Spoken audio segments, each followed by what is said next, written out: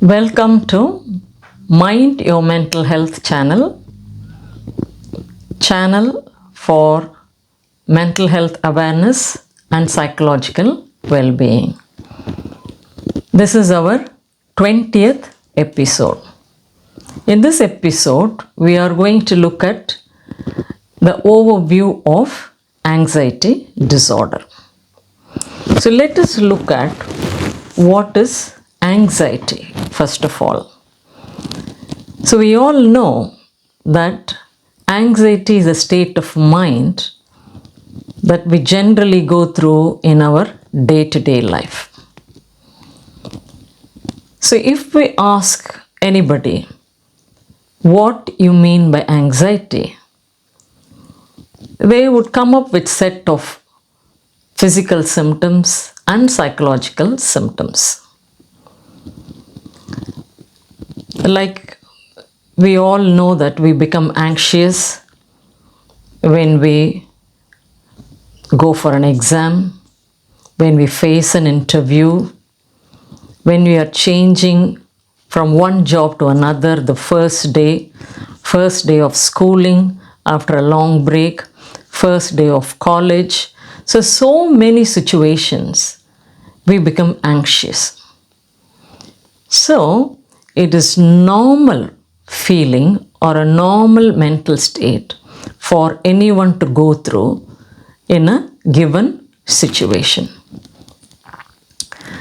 So when we are anxious, physically, we may have dryness of mouth, we may have our heart pounding, going fast, what we call it as palpitation.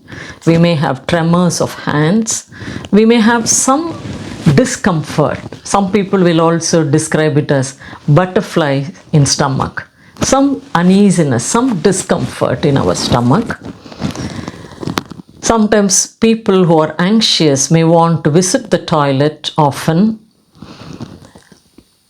and they become restless. They can't sit in one place. When they are anxious, they are forced to walk up and down.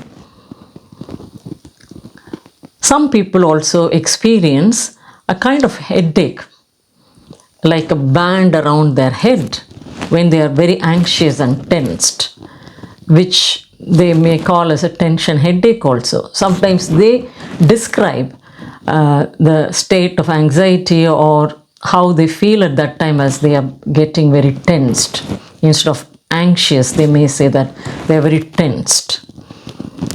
And psychologically, they may experience that they are having a fear of unknown, apprehensive.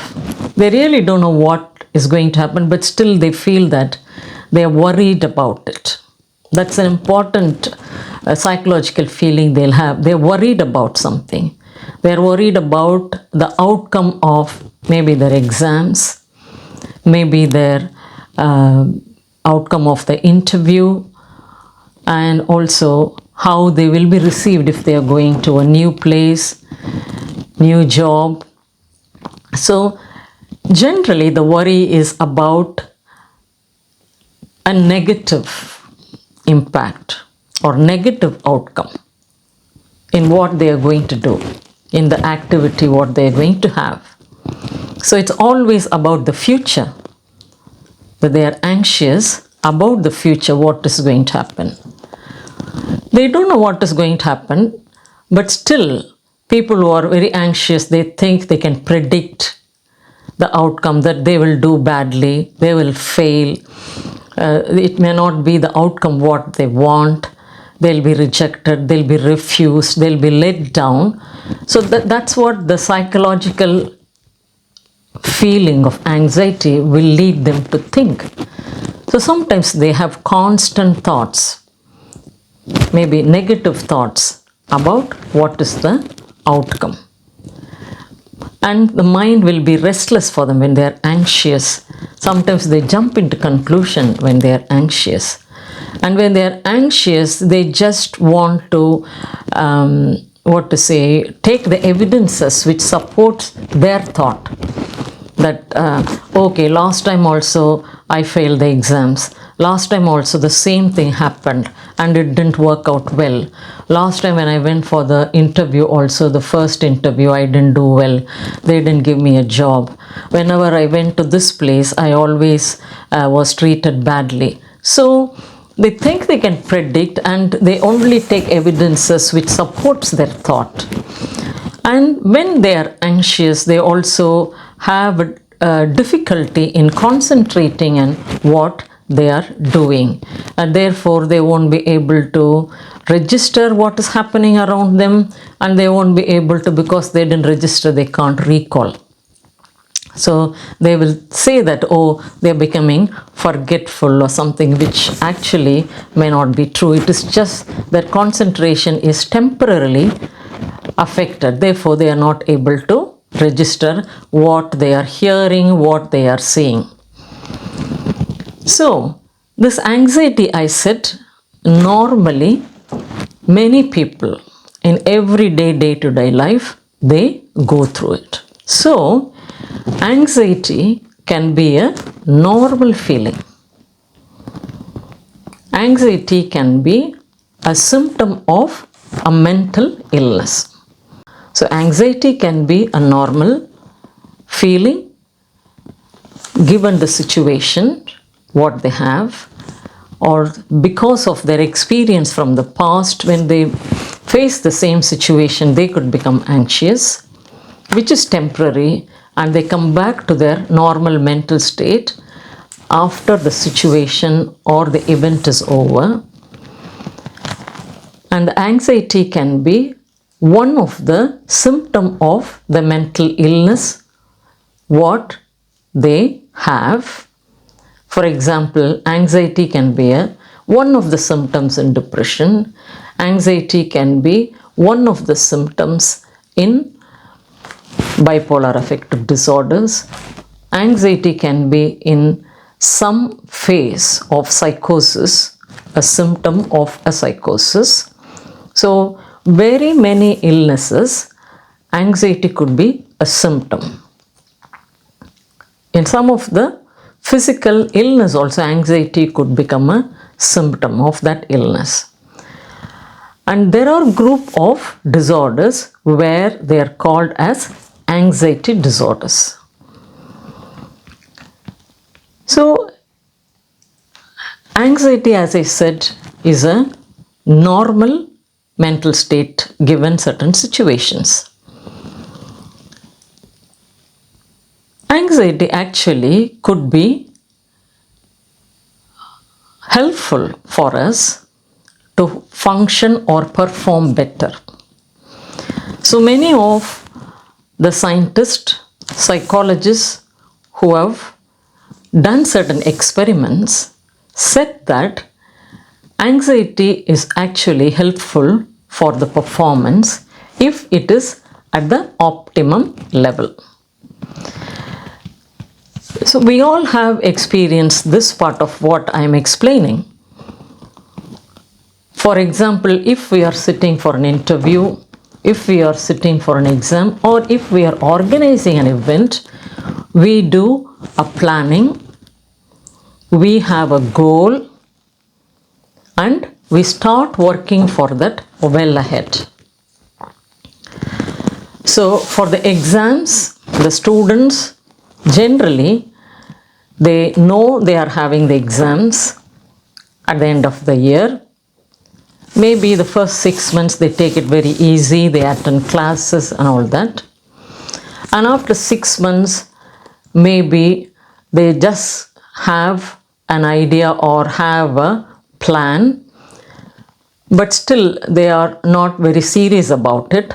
Once they are given the timetable for the exams and they are given the hall ticket and all that, the anxiety develops.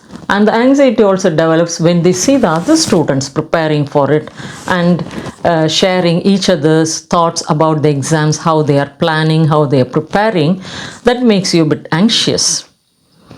Therefore, when you become anxious, you start working towards it so that you can perform better, and you have a goal that I want to get this grade and I want to do this well for the exams, and you prepare accordingly towards your goal.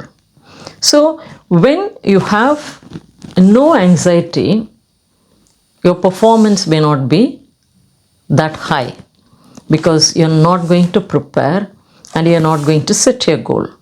So, when your anxiety is at the optimum level, then your performance could be the maximum. And that's what all the experiments have revealed. But when your anxiety is too much, or when we are more anxious, excessively anxious, it actually interferes with your performance and it reduces your performance, and you may not actually perform well to achieve your goal.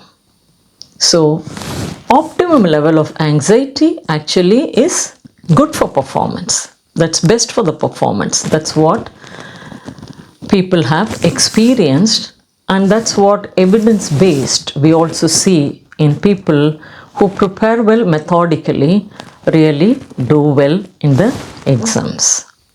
Okay, so anxiety also is good to protect ourselves.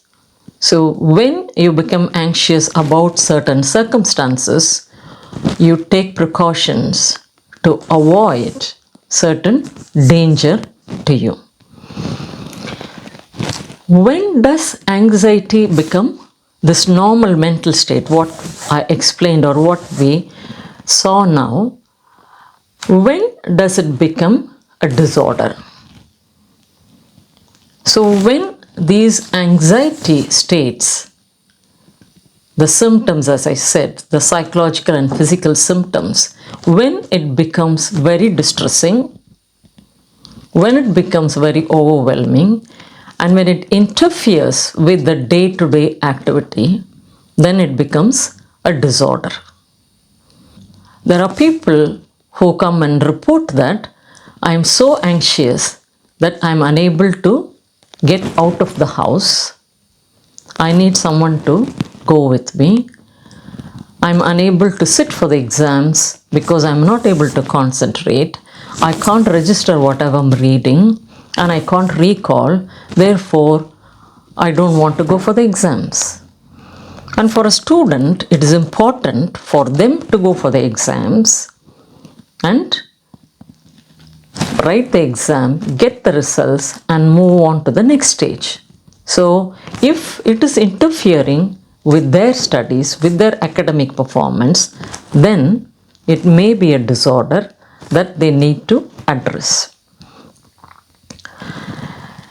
When someone becomes anxious, it is important for them to understand whether it is the normal anxiety they go through, which they would have experienced in the past in so many other situations, after which they would have come back to their normal state and would have actually performed very well in their life after that. But if it actually interferes with your day-to-day life, it has gone out of their control, they need some support from the doctor, the family doctor, or the specialist. Anxiety disorders or group of disorders in which anxiety would be the main symptom, and they could have associated other symptoms as well, like generalized anxiety disorder, where they feel constantly worrying themselves, and for anything and everything they become anxious. There are some phobic disorders, where they have pathological fear of specific things, specific places, like going out in an open space, meeting people. There could be specific fear of, say, spider, dog, or a place. Phobias will have a lot of anxiety symptoms within them. There will be a lot of avoidance because they are fearful of that particular place. So anxiety could also be one of the symptoms in post-traumatic stress disorder.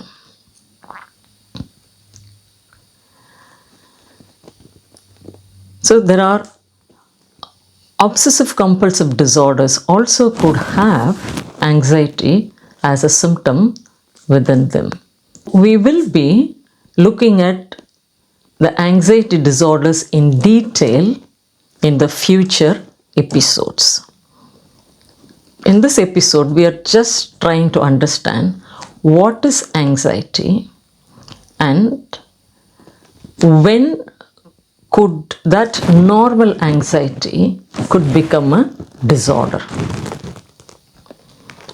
So it is important for us to understand or to differentiate that the anxiety could be normal and there are group of symptoms in which anxiety could be an important symptom as well, where the symptoms have interfered with the day-to-day activity. Therefore, it needs addressing to come back to the normal state. The anxiety disorders can be treated with medication. It may also need some psychological interventions. The anxiety disorders can be treated by the family doctor in the primary care mental health services or primary care services. And when it needs a specialist, the primary care doctor can refer the person having severe anxiety disorders to the specialist mental health services. The next episode, we will be talking about generalized anxiety disorders. Thank you.